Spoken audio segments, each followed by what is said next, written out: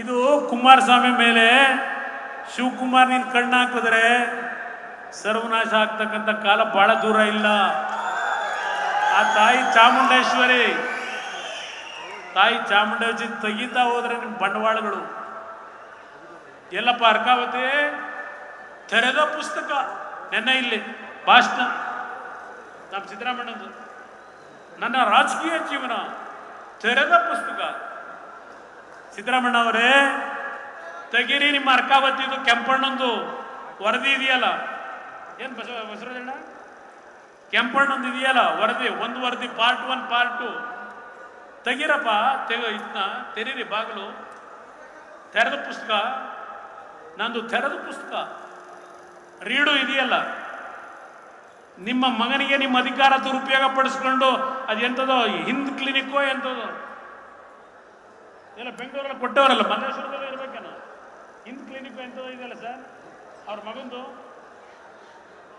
Lab ಯಾವ ಥರ ತಗೊಂಡಿದ್ದೀರಪ್ಪ? ಹೇಳ್ತಾ ಹೋದ್ರೆ ಪುಟ್ಗಟ್ಲೆ ಹೇಳಬಲ್ಲೆ.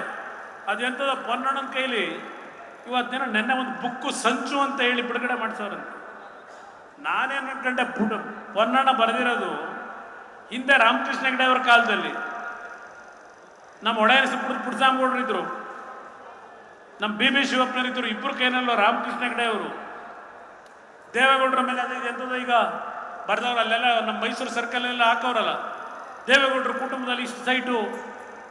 ಆ ಒಂದು ಜಾಹೀರಾತನ್ನೂ ಸಹ ಸಿದ್ದರಾಮಯ್ಯವರು ನಿಮ್ಮ ಯೋಗ್ಯತೆಗೆ ಬಿಜೆಪಿಯವ್ರ ಪ್ರಕಟಣೆ ಅಂತೇಳಿ ಬಿಜೆಪಿ ಪಕ್ಷದ ಹಿಂದೆ ಆಗಿದ್ದು ಅಂತ ಹೇಳಿ ಅದನ್ನ ಹಾಕೊಂಡು ಇಲ್ಲೆಲ್ಲ ಬೋರ್ಡ್ ಹಾಕೊಂಡಿದ್ದೀರಲ್ಲ. ಓಲಿ ನಿಮ್ಮ ಸ್ವಂತಕ್ಕೆ ಅಂತಕ್ಕಂಥದ್ದು ಒಂದಾದ್ರೂ ಬೇಡವಾ ನಿಮಗೆ? ನಾನು ಆ ಒಂದು ಸಂದರ್ಭದಲ್ಲಿ ನಡೆದಿತ್ತಲ್ಲ ಸಂಚು, ಇವರಪ್ಪ ಆಗ ನಡೆಸಿದ್ದು ಸಂಚು ಪುಟ್ಸಾಮಗೌಡನ ಜೊತೆ ಸೇರಿ ಏಕೆ ಸುಬ್ಬಯ್ಯನವರು, ಆ ಸಂಚಿನ ಪುಸ್ತಕ ಏನಾದ್ರು ಬಿಡುಗಡೆ ಮಾಡ್ತಾರೆ ಅನ್ನೋ ಅನ್ಕೊಂಡಿದ್ದೆ ನಾನು. ಹೇಳ್ತಾ ಹೋದ್ರೆ 1 ಗಂಟೆ ಅಲ್ಲ 2 ಗಂಟೆ ಮಾತಾಡಬಲ್ಲ. ಸಿದ್ದರಾಮಯ್ಯನವರಿಗೆ ಒಂದು ಕೊನೆದಾಗಿ ಹೇಳ್ತಾನೆ, ಅಧಿಕಾರ ಯಾರಿಗೂ ಶಾಶ್ವತವಲ್ಲ. ಈ 1.5 ವರ್ಷದಲ್ಲಿ ಏನು ರಾಜ್ಯಕ್ಕೆ ಕೊಡುಗೆ ಕೊಟ್ಟಿದ್ದೀರಿ ನೀವು? 1100 1200 ರೈತರು ಆತ್ಮಹತ್ಯೆ ಮಾಡಿಕೊಂಡಿದ್ದಾರೆ. ಆ ಶಿರೂರಿನಲ್ಲಿ ಒಂದು ಕುಟುಂಬದಲ್ಲಿ 3 ಜನ ಹೆಣ್ಣು ಮಕ್ಕಳು, ಆ ತಂದೆ ಇನ್ನೂ ಹುಡುಕ್ಲಿಕ್ಕಾಗಿಲ್ಲ. ಆ ಏನಾದ್ರು ಪರಿಹಾರ ಕೇಳಿದ್ರೆ ಅವ್ರ ತಂದೆ ಬಾಡಿ ಸಿಗದೆ ಹೋದ್ರೆ ಇನ್ನೂ 7 ವರ್ಷ ನಾವು ಪರಿಹಾರ ಕೊಡೋಕ್ಕಾಗಲ್ಲ ಅಂತೀರಿ ಕಾನೂನುಬದ್ಧವಾಗಿ. ಒಂದು ಮಾನವೀಯತೆ ಬೇಡ ನಿಮಗೆ? ಇವತ್ತು ಹಲವಾರು ಭಾಗದಲ್ಲಿ ಮತ್ತೆ ಪುನಃ ಗುಡ್ಡಗಳ ಕುಸಿತ, ಜಲಾವೃತವಾಗಿದೆ, ಬೆಳೆದಂತ ಬೆಳೆ ನಷ್ಟ ಆಗಿದೆ. ಇವತ್ತು ಯಾವ ಕೇಂದ್ರ ಸರ್ಕಾರದ ಮೇಲೆ ಮಾತನಾಡ್ತೀರಿ? ಬಸವಣ್ಣ ಇಲ್ಲಿ ಕೂತಿದ್ದಾರೆ, ಅವರು ಮುಖ್ಯಮಂತ್ರಿ ಇದ್ದಾಗ, ಯಡಿಯೂರಪ್ಪನವರು ಮುಖ್ಯಮಂತ್ರಿ ಇದ್ದಾಗ, ಯಾವ ಕೋವಿಡ್ನ ಒಂದು ಅನಾಹುತಗಳಾದಾಗ ಈ ದೇಶದಲ್ಲಿ ರಾಜ್ಯ ಸರ್ಕಾರಗಳಿಗೆ ಮುಂದಿನ 50 ವರ್ಷಕ್ಕೆ ಹಣವನ್ನು ಏನು ಬಿಡುಗಡೆ ಮಾಡ್ತಾರೆ, ಸಾಲದ ರೂಪದಲ್ಲಿ ಕೊಟ್ಟಂಥದ್ದು ಬಡ್ಡಿಯ ಕಟ್ಟಿದ್ದೇನೆ ಸಾಲವಾಗಿ 50 ವರ್ಷಕ್ಕೆ ಹಣವನ್ನೇನು ಕೊಟ್ಟರು ನರೇಂದ್ರ ಮೋದಿ ಅವರ ಸರ್ಕಾರ. ಕಳೆದ 2-3 ದಿವಸಗಳ ಹಿಂದೆ ಪುನಃ ಈ ದೇಶದ ಪ್ರತಿಯೊಂದು ರಾಜ್ಯದಲ್ಲಿ ಕ್ಯಾಪಿಟಲ್ ಎಕ್ಸ್ಪೆಂಡಿಚರ್ಗೆ ಸುಮಾರು 1.5 ಲಕ್ಷ ಟ್ರಿಲಿಯನ್ ಹಣವನ್ನ ರಾಜ್ಯ ಸರ್ಕಾರಗಳಿಗೆ ಕೊಡ್ತಕ್ಕಂಥ ತೀರ್ಮಾನ ಕಳೆದ 2 ದಿನಗಳ ಹಿಂದೆ ಇದೇ ನರೇಂದ್ರ ಮೋದಿ ಅವರ ಸರ್ಕಾರ ಮಾಡಿದ್ದಾರೆ. ಕ್ಯಾಪಿಟಲ್ ಎಕ್ಸ್ಪೆಂಡಿಚರ್ಗೆ ನಿಮ್ಮ ಯೋಗ್ಯತೆಗೆ ಒಂದು ಬಾಯಿ ಬಿಟ್ಟು ಹೃದಯದಿಂದ ಕೇಂದ್ರ ಸರ್ಕಾರದಿಂದ ನೆರವು ಬಂತು ಅಂತಕ್ಕಂಥ ಹೇಳೋ ಯೋಗ್ಯತೆ ಇಲ್ಲ ನಿಮಗೆ. ಯಾವ ರೀತಿ ಕೇಂದ್ರ ಸರ್ಕಾರದಿಂದ ಕೆಲಸ ಮಾಡಿಸ್ಕೋಬೇಕು ಅಂತಕ್ಕಂಥ ಕನಿಷ್ಠ ನಿಮ್ಮ ನಡವಳಿಕೆ ಇಲ್ಲ. ಪ್ರತಿ ರೀತಿಯ ನರೇಂದ್ರ ಮೋದಿ ಅವರನ್ನ ನೀವು ಬೈಕೊಂಡು ಹೋದರೆ ಈ ರಾಜ್ಯದ ಕೆಲಸ ಆಗ್ತದ? ಪಕ್ಕದ ಮಂಡ್ಯದಲ್ಲಿ 18 ದಿನಕ್ಕೆ ಒಂದು ಬಾರಿ ನೀರು ಕೊಡ್ತಾರಂತೆ. 18 ದಿನಕ್ಕೆ ಒಂದು ಬಾರಿ ಯಥೇಚ್ಛವಾಗಿ ನೀರು ಬಂತು. ಈ ಬಾರಿ ನಮ್ಮ ಕಬಿನಿ, KRS, ಹಾರಂಗಿ ಎಲ್ಲ ತುಂಬಿದೆ ಹೇಮಾವತಿ. ಇನ್ನೂ ಕೆರೆಗಳು ತುಂಬಿಸ್ಲಿಲ್ಲ. ರೈತನಿಗೆ ಈ ಬಾರಿ 2 ಬೆಳೆ ಬೆಳೀಲಿಕ್ಕೆ ಅವಕಾಶ ಇತ್ತು. ನೀವು ಮಾಡ್ತಿರೋ ಕೆಲಸ ಏನು?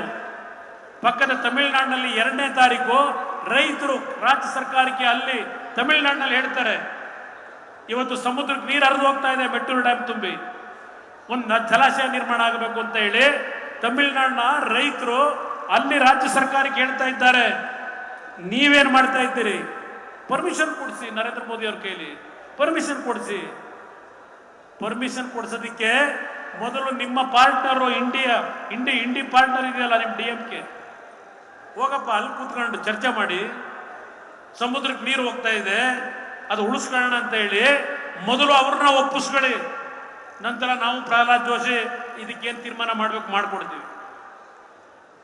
ನಾವೇನಾದ್ರೂ ಇಲ್ಲಿ ರಾಜ್ಯ ಸರ್ಕಾರದ ಕೆಲಸಕ್ಕೆ ನಮ್ಮ ಕ್ಷೇತ್ರಕ್ಕೆ ಬರ್ತೀವಿ ಅಂದ್ರೆ ಅಧಿಕಾರಿಗಳಿಗೆ ಅವ್ರ ಹತ್ರಕ್ಕೆ ಹೋಗಬೇಡಿ ಅಂತೀರಿ. ಕೆಲಸ ಎಲ್ಲಿಂದ ಮಾಡೋದು ನಾವು? ಇವತ್ತು ಕಳೆದ